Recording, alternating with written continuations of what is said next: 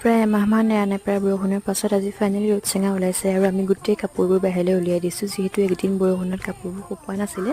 তাৰপাছত আহিছোঁ মই টাউনলৈ, যিহেতু মোৰ পাৰ্চেল এটা ৰিটাৰ্ণ কৰিব লগা আছিল, সেইটো কৰি ল'লোঁ আৰু অলপমান কাপোৰ চিলোৱা সৰু সুৰা বস্তু ল'ব লগা আছিলে, সেইখিনি ল'লোঁ।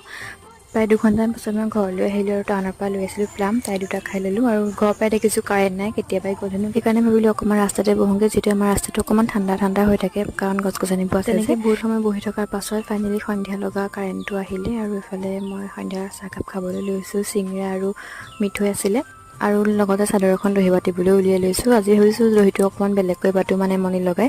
অৱশ্যে মণি লগাই দহি বাতিলে বাৰু মণিবোৰ পাছত কালাৰটো এৰাই যায়, দেখিবলৈ বেয়া হয়, কিন্তু বেয়া হ'লেও বাৰু পাছত আকৌ একো নাই, চেঞ্জ কৰি দিব পৰা হ'ব। সেইকাৰণে বোলো আজি এনেকৈ বাতি চাওঁ আৰু 2 ঘণ্টামানৰ পাছতে এনেকৈ মোৰ চাদৰখন বাতি হৈ গ'ল। আৰু এনেকৈ মণি লগাই বাতিলে অৱশ্যে বহুত সময় লাগে, সেইকাৰণে প্ৰায় 2 ঘণ্টামানেই লাগিলে মোৰ চাদৰখন কমপ্লিট হোৱালৈ। আৰু আজিৰ ভিডিঅ'টো ইমানতে এৰিলোঁ। আকৌ